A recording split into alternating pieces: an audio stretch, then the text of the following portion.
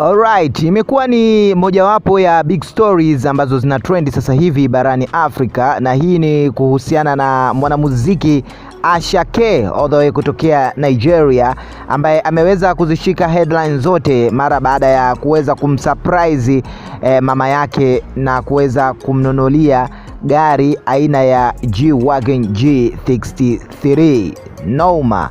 So mashabiki wengi wamereact na kuvibe kwa ukubwa sana kwa hiki ambacho Asake ameweza kukifanya. Ni wasanii wengi tumeshuhudia wakiweza kufanya surprise na kuweza kuwazawadia watu wao wa karibu na muhimu zaidi. So Asake ameona kwa mwaka huu 2026 aufungue kwa zawadi kubwa ya kumzawadia mama yake gari la kifahari. And you know gari hili ukizungumzia G-Wagon G63 brand new, yani mpya kabisa.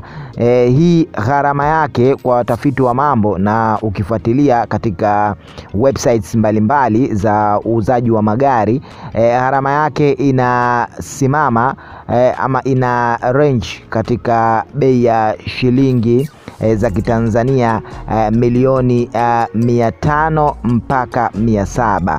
So kwa hiki ambacho Asake amekifanya, imekuwa ni kama inspiration kwa watu mbalimbali, si tu wasanii bali baadhi ya wadau wengine ambao kila mmoja amekuwa akiwish one day atakapotoboa ama kupata mafanikio aweze kuwazawadia watu wake muhimu, wakiwemo wazazi kama nambari moja, then mambo mengine yafuate. So big congrats kwake Asake Music all the way kutokea kule nyumbani kwao Nigeria. Na hii imekuwa ni kama surprise kubwa sana kwa wasanii wengine pamoja na hata kwa mama, namna ambavyo mzazi amevibe, namna ambazo mama amejisikia faraja.